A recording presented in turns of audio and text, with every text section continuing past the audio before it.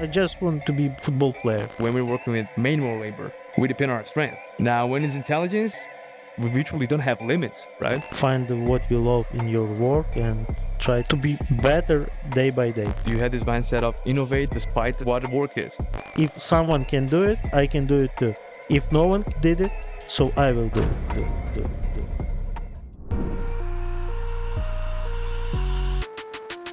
I'm directly speaking to you from Vinnytsia, Ukraine, our office. And if you're thinking about becoming a software developer and you want to know what the struggles are, what the efforts are, and what the knowledge you gotta have so you can actually stand out of the crowd and get yourself a beautiful career in this field, you're gonna love this episode. Stick to the end. Today, I brought Alexandr Panchenko. Did I pronounce that right, by the way? Yeah. Panchenko? Panchenko. Panchenko, all right. And he's VP of Research and Development in Warmy.io. But before we get into how you got there and all the details in your way, in your path, I want to ask you please to introduce yourself to everyone who doesn't know you. So my name is Alexandr Panchenko. Yeah, so I working on Warmy from start. I like work. Yeah, previously I have a lot of sport activities like boxing. Boxing? No way.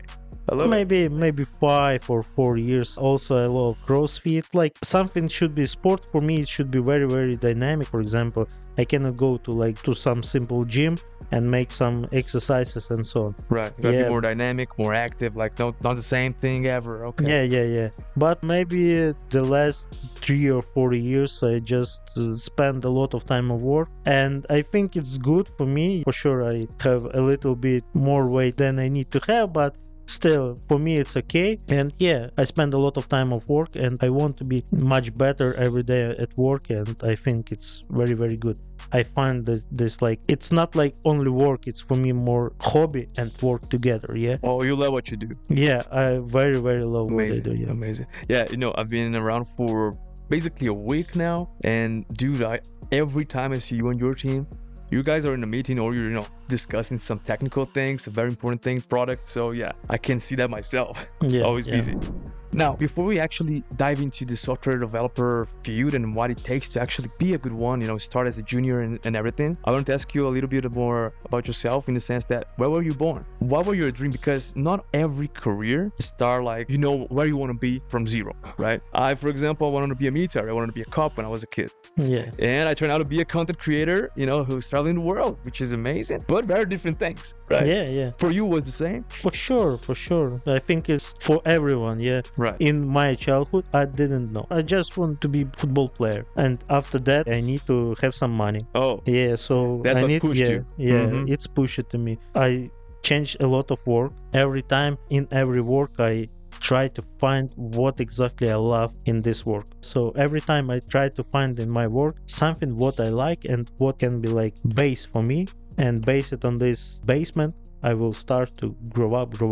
Perfect. Like you had this mindset of innovate despite what the work is.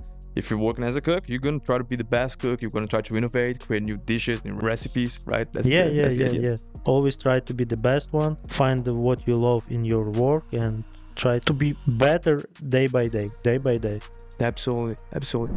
But how did you came from cook or other roles you had to actually developer? What actually brought you? I have someone conversation with, we can call him like stranger, yeah? I saw this person maybe 2 or 3 times in my life. He said for me one special thing, that if you will work hard by your hand, yeah, like manual jobs, you will not have a lot of money and you will be always tired and so on. Right. But if you will work by your brain, you will have much more money and you will be more satisfied with this. When we're working with manual labor, we depend on our strength. We depend on how much we can take of that work. Yeah. Now, when it's intelligence, we virtually don't have limits, right? Yeah. Let alone with AI now. Always think about it. I wake up early morning, start to learn. I'm going to courses in Ukraine, start to learn. I'm sit to public transport, trolley bus, and it was like this. There is a lot of people, so it's you were okay, in a crowded and I take some pocket book and read a lot of different kind of books about IT. So when I go to work, takes maybe 30 or 40 minutes after my work, I go to courses. and after courses, maybe at near 10 or 11, yeah, I'm going to home and spend some time with new knowledge. I need to make some like homework, I don't know, make some task to deeper understand and so on. So I take all of my free time to study and to understand that I need, yeah. That's amazing. I used to do the same thing, you know. I had to wait for the guys to pick me up, right? With the truck. While I was waiting, I was studying like SEO, YouTube SEO, content creation. So interesting that the growth mindset, like, okay, I've grown a lot here, but there's nowhere to grow anymore. I got to change. But what brought you to IT? Was because you liked it already? You had something before, like experience, or just you heard, okay, that's a nice career. It seems like a good career. I know I got to change something.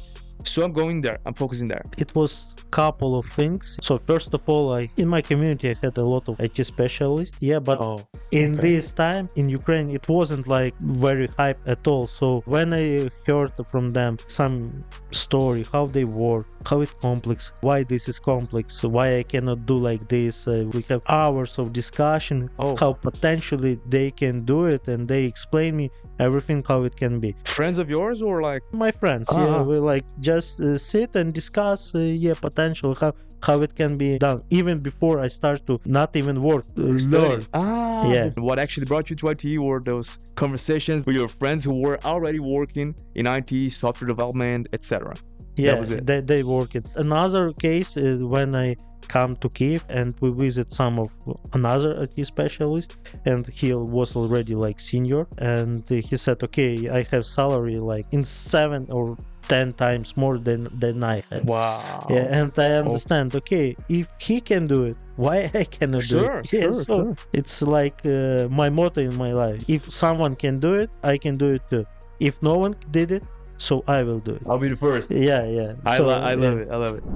For a lot of people who are watching right now and are thinking about getting into the career, just like you and I, we were out of our career goals. And those people might be wondering, okay, today we have AI. We have a lot of things that changed with software development. Back then, you guys would use a lot of GitHub and communities and forums to actually learn it, right? Yeah, I believe. Sure. And now you have ChatGPT, who can actually help you a lot, I guess, right? How do they stand out from the crowd to get a position of junior developer? And what do you think they should know as a basis so they could be competitive today? It's a very interesting question because I'm teacher in university. Yeah. Really? Yeah, I teach people maybe 4 or 5 years. A lot of people from the company, what you saw in the office, it's your students. My students. Yeah, there is a lot of developers, QAs, and project managers. You train, you taught. Okay. Yeah, so they learned this maybe 5 years ago, 4 years ago. Okay. Yeah, but with these AI solutions, for right now, I think it's totally different than it used to be.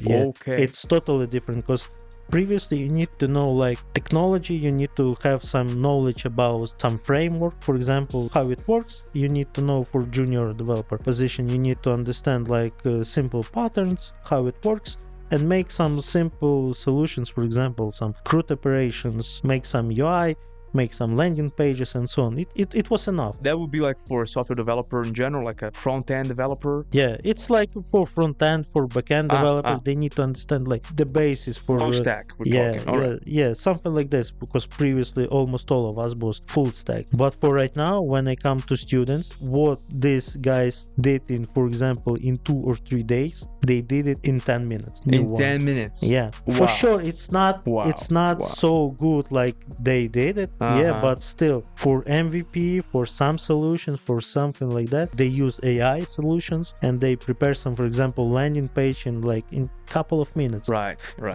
But with these solutions, it's like big responsibility. For right now, it's very, very popular. Mm-hmm. But for my students, I always say them, okay, guys, ChatGPT or Claude Code, another tool, it's your help. You need to understand what you need to do, not vice versa. Okay. You need to provide them clear instruction. Mm-hmm. You need to lead this, not ChatGPT lead you. Yeah, so you need to understand. This is the first one, and for sure we need to have like the basic basic understanding what this ChatGPT generates. For sure, you need to be prepared what these old guys did.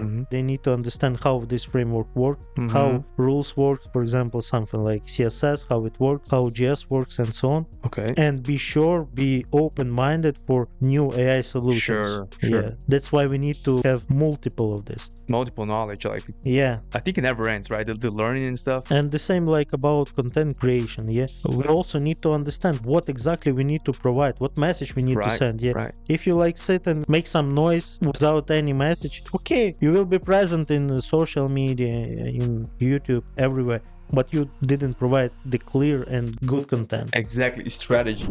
And I think that's what's happening. That's my next question, actually. AI is a co-pilot. That's what I got in software development, right?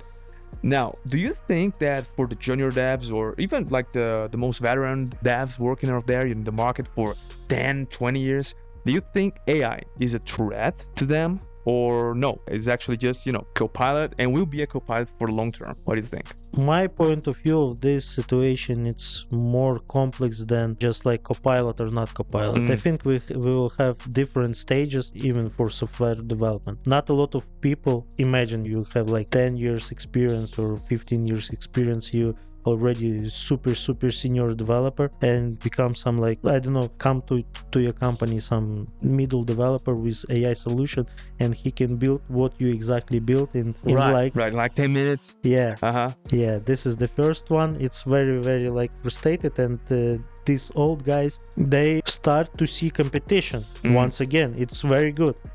So they got to push themselves to improving. But we was in AI conference in Ukraine, Do AI, and some company already have solution for build the next way of teams. For example, even we make some transformation for this. We have like simple Scrum team, as always. So Copilot, in this case, AI agent is like our Copilot. For every developer, we just give them Copilot, and the AI developer works with this Copilot and increase and boost productivity. But it's not enough. The next one, the next step, the next step, it's gonna be when some developer will have a lot of kind of different Copilots. Last step, I didn't remember all of the steps. But the last one step, it's very interesting for me.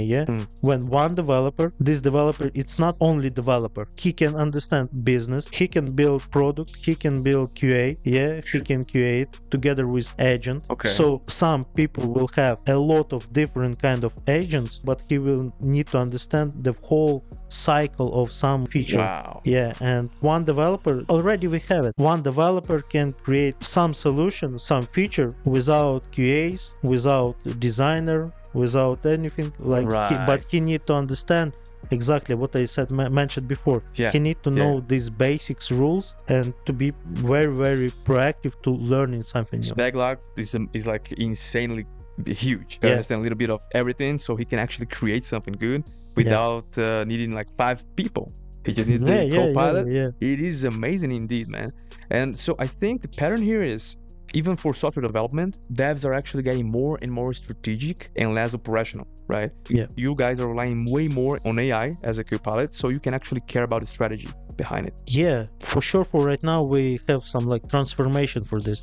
It's not like in one day you go into developer and say, okay, starting from today, you using Copilot and you need to work with this. It's not working. So there's a learning curve. It's a transformation. First of all, we need to train developer. After that, we need to train a team. After that, we need to train some company, and they need to trust to this. And once again, imagine 10 years experience and you see some AI solution, you say, okay, it's not mine. He make mistakes. I didn't make mistakes. So you need to provide this. This is very hard to provide, but we are working on it. And 1 year ago, we didn't even think about some Copilot solutions. For sure, we have like simple solutions. But for right now, it's much better. Even we spent a lot of time and resources to bring this. Awesome. I was gonna ask you, in such a AI-powered, market field, do you think it is still necessary to hold a degree to be competitive as a software engineer or something?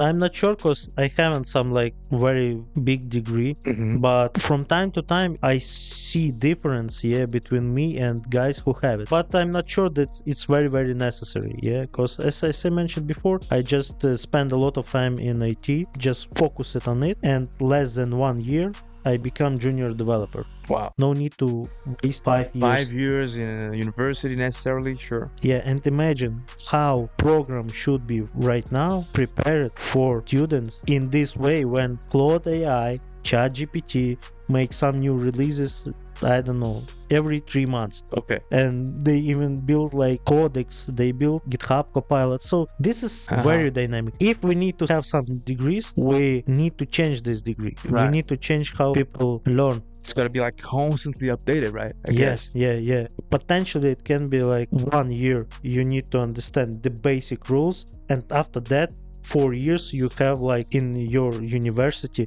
full support of mentorship to become like the full superstar in this. Sure. But once again, imagine who need to teach these people. Imagine who gonna be teacher. Right. Someone who's actually actively working and updating itself, because I think it's pretty much similar to marketing as well, because marketing has a lot of influence of AI, we use a lot of AI-powered tools, and we gotta, dude, I mean, things change so often.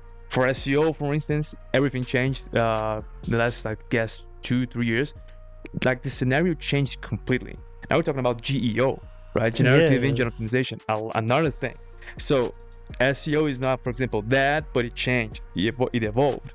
You can't just ignore it anymore and do the things the same way we used to do, right? Yeah. So I was an SEO copywriter for some time, and I just can't rely on the same strategy as I used to 3-4 years ago and expect it to produce the same results. I think the same goes for IT, right? Yeah, for sure. Now, one interesting thing that we actually talked about previously was about leadership. And you talked like right now, a few minutes ago, about you being a leader in other roles, outside of IT. And I wanted to ask you, man, like, what do you think that actually puts you in that position? Because in all companies you work, right? Even before IT, you became leader. So why do you think that happened? I think the main problem that's not a lot of people want to take some responsibility, but I can take this responsibility. I like responsibility. I understand that I can bring people and make some good things. This is very interesting. Like, I don't know how to explain this. For me, it's like inside of me. Yeah, for example, when we sit and discuss something very long, for example, can we go into, for example, to lake and to make like some happy hour or whatever. Then... So everyone discuss, okay, when and so on. You just say, okay, guys, we're going on Friday after work at 7. Sure. Everyone who want to participate, okay, I will take, food I will take, some beverage I will take. You need to take some seats, and that's all. Yeah, we will be there at 7 p.m. And who won? They participated. Yeah, right. You just start to make something. Yeah, not just like discussing. Yeah, you like to coordinate things, get solutions, like get to the bottom of things. Yeah, I think you're kind of a democratic leader. That's my impression of you. But there are many kinds of leaders out there, right? What do you believe to be a good leader, in your opinion? First of all, you need to team or people you need to trust to you. Okay, but for sure you can lose this trust in a very short period. Yeah, it is hard to build and easy to lose, right? Yeah, my grandpa always said you always need to care about your reputation, because in one day you build it's very, very hard, but you can lose everything in one day. So you need to always think about your reputation. That's connected with trust. The next one, you need to take responsibility for sure. So you cannot be leader and without responsibility. And we are here, we need to take some responsibility. Yeah, but after some fail, you say, okay, that's your fail. Yeah, it's also kind of leadership. Yeah, so you need to be clear with your team members. Sure. And say, okay, guys, I think this my fault, this your fault, and this your fault. Yeah, so like retro for this situation.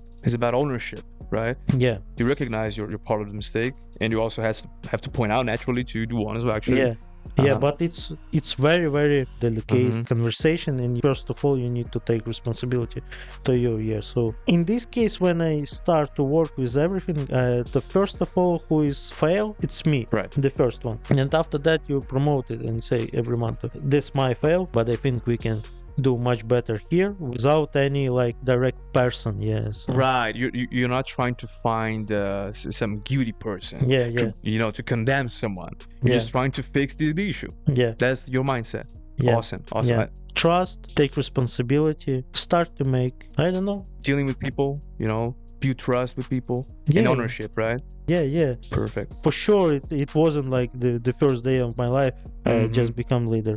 I just need to understand what we really can do, how I can speak with them. Sometimes I can like say, okay guys, this is bad, this is good. In our team we can even like discuss loudly. Yeah. Yeah, it's good. Yeah, but we need to understand it's good conversation. It will bring us something. You can loudly speak, you can even yell on me. Yeah, make fun. There's no problem. Yeah. But you need to resolve something. Yeah, Awesome. I'm result-oriented leader, not like communicate, because I saw few leaderships here when they leaders, but they try to build some communication more. But I'm more result-oriented. Yeah, so our team should be bring us as much result as possible. And I need to say, okay, team, you need to work not because I want it, not because if you will work more, you will bring more to company. Right. Yeah, Right. The first of all, what I'm care about, it's about you, about team members. Because when you will work very, very hard, you will day by day you increase your knowledge about something, about the main Efficiency something. Yeah. Sure. You're gonna be much productive, and even something will happen with company, with you, will have some like, I don't know, some issues. We'll go to market. Yeah, and right, I get and everyone will say, okay, yeah, you are very good, so we will take you, and you don't worry. And from our side, yeah, as a company, I understand that even in some specific day, every day, they can go to somewhere. And I build communication, I build everything because they very, very high specialists, and they can live in one day, and I need to build it, and then it's like more healthy. The balance between work and personal life. Yeah, but I mean more about healthy communication. Communication. People directly in company, they understand. Here they will learn everything new one by one, day by day. But if something happened, if they didn't want to work here, so they just they can even choose if they want, right? Okay, I leave. I want to go to like competitors or someone else, but yeah, I need to build this person like the best one in the market. Awesome. Yeah, you're not afraid of losing people. I mean, even you want them to succeed, even if it's not within the company. Interesting mindset. That's an awesome, because like there are many companies out there who basically treat you as this slave. Like we own you, right? You got to be here until you die, and life is life. Like things change, so it's a very interesting touch point you just got there as a leader, and knowing what a good leader is. You had a very interesting point there, because I believe you think leadership is something more like innate. It is kind of born with you, but you can also develop it, right? I do think that people who are more prone to take ownership are more prone to be good leaders.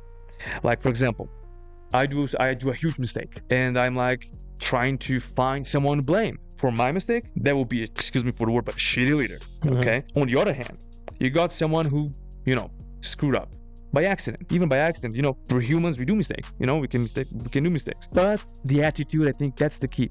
If that person who did a mistake by accident actually takes the ownership, like, okay guys, I'm sorry, I did this, my bad, I was wrong, but I'm already trying to resolve the issue. I think that's the kind of person who's going to be a good leader, And my question is, do you look up to somebody as a leader? Like, is there some leader of any means? It doesn't necessarily has to be some IT leader, but that you look up to, the way he communicates, like you get inspiration from it? Not sure, because every people have some advantages, disadvantages, and they live their life in some period of their time.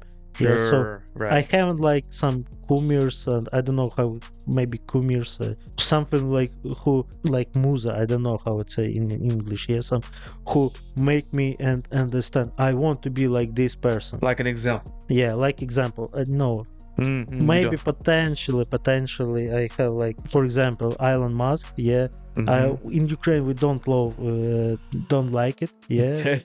unfortunately not a lot of them, because Okay. it's like connection with war and so on. But I like he like open-minded, and Okay. he said, okay, I want to build some like rockets that will go into space and return back. And he was the first. Yeah, He was the first, right? I will just build it. I will build And like something like the chip going to connect it to your brain, and you can manipulate with this. Yeah, I will build robots. I will build electric cars and so on. Yeah. That's open-minded. Yeah, but I cannot tell it's his good leadership or not. Maybe it's not good enough for me. I think it's because, just like you said, like every person can be, every leader can be a good leader, but fail too. So you can take the good things out of him, I guess. Even from Yeah, but I'm focused more on some like processes. Yeah, what can be implemented. For example, Toyota. Yeah, Toyota Kanban, and they build some process. They not focus it on some specific person. They build it on focuses on process. So I think that's why Toyota the most popular car in the world. Makes sense. So Makes sense. they bring to us Kanban. Yeah, and based on Kanban, Kanban, agile and so on. So True. that's what I like. Processes. Okay. Yeah, not like some specific person, because every person have own, I don't know, shitty That's in the head. Yeah. So That's for fair. example, Apple. Steve Jobs. Yeah, Steve Jobs. Genius, but crazy. Yeah, crazy. Yeah, genius, but genius in what? In market as leadership? I don't know. What I heard, what I read in the book about him, about biography. Maybe it's not. Maybe it's something wrong. But for me, it's not. Maybe it's partial to it's not example for me. No, I get it. Not, I get it. I mean, he might be an example in some specific characteristics, but for example, as a leader to actually communicate well to their employees, I don't think he was a good guy. I think there are many other leaders. I'll have some leaders in mind, for example, that I actually get inspiration from, and from outside the company, for example, I could cite Neil Patel. That dude's a genius. It's a genius from digital marketing. He's a digital marketing dinosaur, basically, right? Has been there since the born of SEO, almost. It's, David Goggins, he has, I don't know if you ever saw that guy. He's famous in the internet for taking like miles and miles runs. He just wake up and go until like he's dead, basically. He's almost nearly dead. And his mental toughness, he was like a Navy SEAL. He was the only one, I suppose, who actually took the Navy SEAL, which is the elite team from the Navies in the US, and the Rangers training. He was the only one who actually succeeded in both of them, which are like the hardest trainings for military ever in the US, right? So I like his concept of how we can always go for that extra mile. We actually are way more capable than we actually think. We realize we are, right? So I like that, but I wouldn't probably risk my reputation or my life on them. I mean, they're people like us. They can mistake. Yeah, sure. And talking about leadership, what brought you to a leader in Warmy.io? Like, how was that story? If you had to sum up that. Yeah, it was interesting because previously we have some like different kind of job, and we built this company from scratch. As you know, so we just start to work with this solution, and it was like iterative or maybe just evolutionary. So I just start to work. I start to discuss with Daniel, because in previous company we worked together with Daniel. After some time, we decide that we cannot build something solution without this company. So you merged your I just start to communicate with Daniel directly. Without any other companies.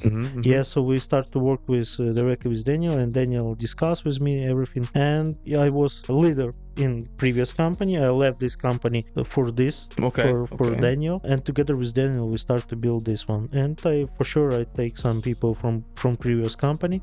It's not that what really proud, but it will very help for Sure. us to build this what exactly we have right now. Right. For me, it's not like proud, but still I understand that for many people that exactly in this company, Right.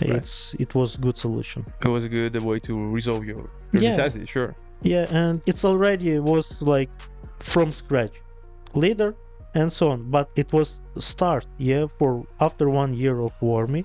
We understand that we need to have like another leader in the company. Right. And once again, we have like local office in Vinica, but we in different countries. Yeah. And still I need to be a leader. So Wow. I need to build communication with other departments that I didn't even see. And how is it for you to actually be a leader of a lot of people who are in the same like environment? Some of them are are working in a remote setting around the world. How do you deal with that? The first iteration, it wasn't like this yet. It's I start to speak with them and so on. Once again, we hard work, a lot of time with development. So previously we have like much less resources for development team. Okay. Than we have right now. So I was totally focused on development, and the team just trust me because I was the first one, and I discussed with them. But company was like in another way led by Daniel for sure, and other departments was built by him. And I need to communicate with them. We tried for sure to set up some another leaders under me, and I can be like more focused on development. But we understand that not enough expertise for external people that I already know. So sure, you were already there since day one. So so I just go into this position, and I realized that I have big gaps between like other departments. So I need to understand, I need to discuss with them. Even right now it's not fully enough communication, but we try to build this day by day. For me, I haven't like position when all good. This is my, I don't know, mindset. Always can be better. When we something reach, and this is my bad things and good things. So that's why not enough communication. Because you're always looking for improvement. Sure. It can be better, and so on. But for sure, it's much better than we have like previous time. And based on this communication, based on how we discuss it, how I heard them, what I did for them, what they did for me. So it is a mutual exchange. They trust me, and for sure, I'm not leader for them because they have like own departments, but in here actually you helped me in marketing. I don't know if you remember that, but when the first month I joined the company, I had to do a video with AI cold calls, and you were the one behind all the things that actually happened. So it helped me. Thank you. And but do you actually lead someone today from your team that work in a remote setting around the world, like other countries outside of Ukraine, or the development team that you lead today is mostly like working in the office? Mostly in the office, but we have a lot of people, for example, in Germany. It's connected with this war, but we have in Germany developers. He's Ukrainian and moving to and lives there. Okay. What is very interesting, we have almost all of our developers, maybe all of them. All of them is Ukrainian. Are Ukrainian? We have everything in Ukrainian, meetings in Ukrainian, and so on. This is good and bad things. We have some like English barrier, language barrier. Not everyone, you know it. I'm experiencing this. I've been here for the last week, and everybody here speaks Ukrainian, and of course, most of you guys speak English. But I would love to know Ukrainian, so we could have definitely like 100% win that barrier. That's the thing. But there is that thing. But some in Germany, some in Poland, some in like in another city in Ukraine. So we have like mutual. We have online, offline team. If you had to sum up like quickly, which are the main challenges to manage those guys, those developers that work in a remote setting? Give them as much as possible context. For example, we have some like discussion in office. It's like I call it power of the office. When you raise some issue, Okay. You start to discuss it with developer that Brainstorming brainstorming in with, person. directly with this, and no one else except these people in the office in Sure. this direct room knowing. But if you will start to prepare some meetings, some other things and so on, It's gonna take a lot of time. it will take a lot of time, and maybe potentially the solution gonna be resolved before that. Right, and right. you need to set up some schedule Processes, I guess. it's very hard to provide them as much context as can be. Sure. I understand. And the next one, communication. We have like different layer of communications. We say that, for example, you cannot make some private messages at all. Oh, okay. Yeah. You can send private messages only when it's very, very totally specific for you. Maybe like sharing passwords for some accounts. I don't know. And your private conversation with this person. Only private. On other things, you use to Slack, and you need to provide, and every threads you have it, and everyone who want to be participated, you just tag it, and this person can read all the context. I understand. Okay. Okay, makes a lot of sense. And the next one, it's like we have some like virtual office. I will not call this service because we'll migrate because it's not enough for us. But we have like virtual office when you can come in. I don't know, just come to some specific person, like wave to him and start conversate with him like directly with like Google Meet. Sure. And you can invite to another one. And in 2 minutes you can bring a lot of people because they like and you see who already have some conversation. You can just join to this conversation. This is very, very good, and this is very productive things that we implement. And amazing. About schedule, it's also very, very hard in this dynamic solution, dynamic things to make like schedule everything. For example, we have planning a day for the next sprint. We need to discuss all the features. We need to discuss all potential issues, how it's gonna be. And couple of times we tried to make some schedule, but it not works. Okay. It's like dynamic. Okay, I just going to here, I'm just going to here, just going to here. It's very interesting, but it's a challenge. Sure, I imagine. For what I see, it seems really challenging. We were talking about challenging work, and it just came across my mind, how was it with Warmy? Because Warmy wasn't the first product, AnyBiz was. So what do you take as takeaways from those challenging, let's say babies that you guys actually raised, AnyBiz and Warmy, and how Warmy works? So 2 questions in one. First of all, we start to build AnyBiz. I don't know, maybe we built it near 1 year already. And we understand in some day that we need to have warm-up solution. On this stage, we didn't even understand what is exactly warm-up at all. So when Daniel come to me and say, okay, we need to have warm-up solution, I'm asking, what? What's that? Because first you guys were struggling with code outreach because you had to manually get like email addresses and phone numbers, right? You mean on AnyBiz or? On AnyBiz side, Some people come to us, upload some prospects like at that time. A lot of services was like this. The same. You just upload your prospect, you build some sequence, you add some mailboxes and send the emails, and that's all. And we already did it.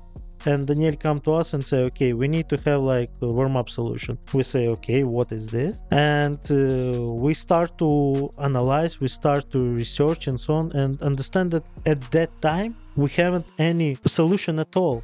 Maybe 1 or 2 was like what exactly we need, for example, with API solution, So we understand, okay, the first iteration is gonna be like directly in the AnyBiz, we will have warm-up solution. Like for right now, a lot of like AnyBiz services, previous AnyBiz version had. So we understand that we need to move from it and make totally different product. Only for warming up. So only for warming. Because all your code, the code emails you guys were sending, that was your pain point, right? You would have like immense email lists, but when you actually send them, most of them would go to spam folder. And that was the first pain point. Okay. Not our customers. Sure. Customers come to us and say, so okay, we move it. We remove everything about warm-up solution and make totally different service, Warmy. and start to work with this. And on this stage, we had not only 2, we had 3 projects. New projects? Really? It was 3 projects. Okay. Yeah, and as I understand right now, we lose the focus. Because we had 3 projects. For right now, we have only 2 projects. Right. But we have much more resources right now, so we can be focused to both of them. But on this case, we have 3 projects. And one of them, Daniel started to sell, as I'm not mistaken.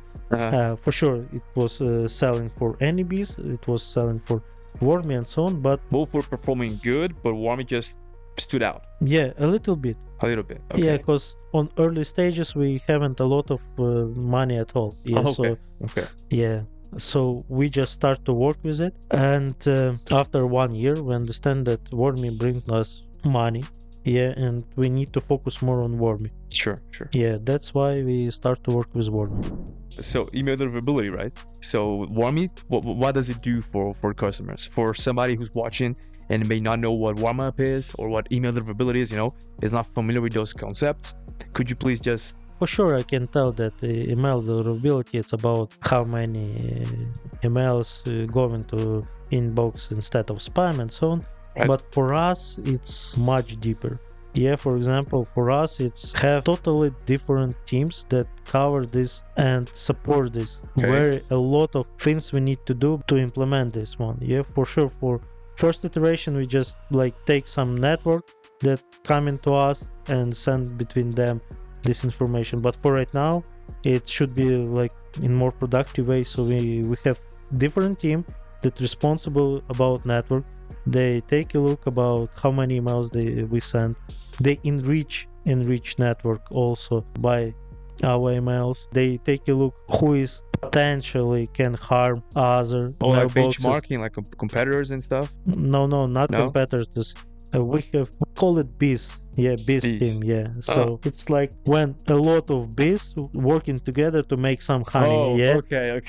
So I got the idea. Yeah. So we need to understand that our biz is healthy. Every one of them is healthy. So we need to understand it. We need to know how many bees we have. We need to understand what capacity for every bees. So this is the bees team. Another team we have seed list team. This team responsible for bring seed list to our customers, make this seed list work in production way. Right. Understand capacity, understand load, understand what they send, understand how this impact and so on. The next one, it's research team. Yeah, we have totally independent research team that responsible for take a look to the new things that come into deliverability, try to resolve something even for users. They monitor the warm-up process, the warm-up trends all over our network, how our user sends. They're responsible to take a look, for example, for specific user, deliverability going up or down, why it going down. Help to customer success team. Sure. They did a lot of work connected only with deliverability at all. So this is another team. Also, we have development team who for sure needs to implement what already research team discuss and research. And they bring to us some solution and say, okay guys, if we will implement this one, and we will have increasing the deliverability for end users. Amazing, good, the vision, and we for sure collect all of these teams together, to bring customer some solution. And after that we can say, okay, deliverability, it's only about inbox, we see spam rate. But as you see, this is huge work. It's a comprehensive team actually working all together to make it work. Amazing. Just only for this. With all the experience you have today and all the things we already built so far, what would you say to somebody who's actually just starting, let's say, studying to become a junior developer? What would you tell him, a piece of advice to him? To be focused on it, not spend time, for example, on some Facebook, Netflix and so on, just to be focused, to find some mentor. Potentially it's gonna be good. If not, okay. And for sure you need to have some work, some special, I don't know, not pet project, because I didn't trust pet projects, because it's you are not involved in the team. So you need to be involved to some team, even for free. Right. You can bring some coffee, you can bring some, I don't know. So you can learn. Yeah, you can learn, and you Perfect. can like say sit near a senior developer and understand what he built and try at least help him. Okay, if you will build this, give me like this, A just different angle. yeah, some piece of code, and I will prepare it for you. UI, for example, yeah, for backend developers. It's very hard to build some UI, for example, even in admin panel. We have like UI in admin panel. Yeah, so you can take and say, okay, can I build it for you? Yeah, or can I somehow take some your task and you will lead me and I will help you, even for free, even for small salary, but you need to know this. You need to start somewhere, right? I guess. Yeah, but for sure, before you go into some company, you need to know basics. Awesome. This conversation has been awesome, amazing. I think our audience will also find it interesting and rich. And we're going to the final, the end of the episode. And to end the episode, I'm gonna ask you the last question. Okay, if you could like tell yourself in the past piece of advice, what would that be? The same. The same that you just did. Yeah. Okay. I don't know. But I mean in general, not only specifically for your professional path, like in general, for your life. I think I good enough in all. Sure, always I can change something. Yeah, as I mentioned before, Right. It's not enough. Yeah, you always can be better and so on. But as I see, always good for me, and just keep push it. Don't stop. Work hard. Yeah. Awesome. Yeah. Thank you so much, Alex. And hopefully we're going to join to another session one of these days. Yeah. If you like this episode, don't forget to subscribe, like, to be tuned in other episodes to come. We got a lot of things to come to help you ignite your purpose, your dreams, your leadership, and of course, your business. I'll see you in the next one. Bye-bye.